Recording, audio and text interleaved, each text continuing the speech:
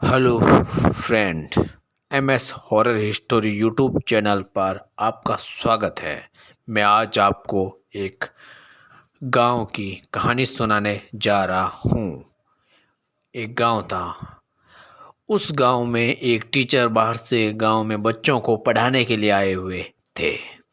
तो टीचर ने कहा एक गांव के आदमी को कि मुझे रहने के लिए जगह चाहिए। तो उस आदमी ने कहा एक पास ही में एक मकान है, आप वहाँ रह सकते हो। तो टीचर वहाँ रहने के लिए अपना सामान लेकर चले गए।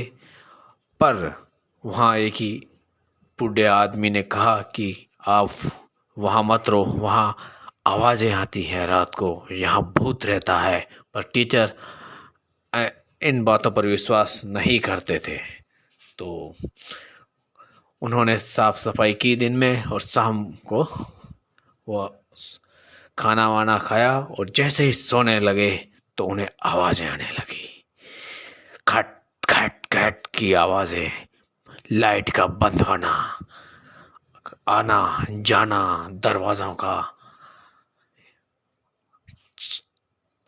दरवाजे इधर उधर होने लगे। और उन्हें आभास होने लगा कि कुछ तो यहाँ गड़बड़ है। कुत्तों के भौंकने की आवाज़ आने लगी और आंधी आने लगी। उन्होंने सोचा ऐसा क्या हो रहा है, तो वो सो गए। उन्होंने लगा कि शायद ऐसा ही होगा, और वो फिर दूसरे दिन स्कूल चले गए और शाम को वापस आए। फिर वो खाना खाए और ठीक रात की 9 बजे फिर वही बिजलियों का आना जाना और दरवाज़ा का इधर उधर होना। उन्हें लगा कि कुछ तो है। फिर उन्होंने देखा कि उनके पीछे कोई साया खड़ा है। जैसे ही वो पलटे, कुछ नहीं था। तो उन्होंने अपना मुंह धोया और देखा कि कांच में उन्हें पीछे कुछ दिख रहा है। वो घबरा गए और अचानक वो वहां से निकलना चाहता है, अचानक दरवाज़ा बंद हो गया। फिर वो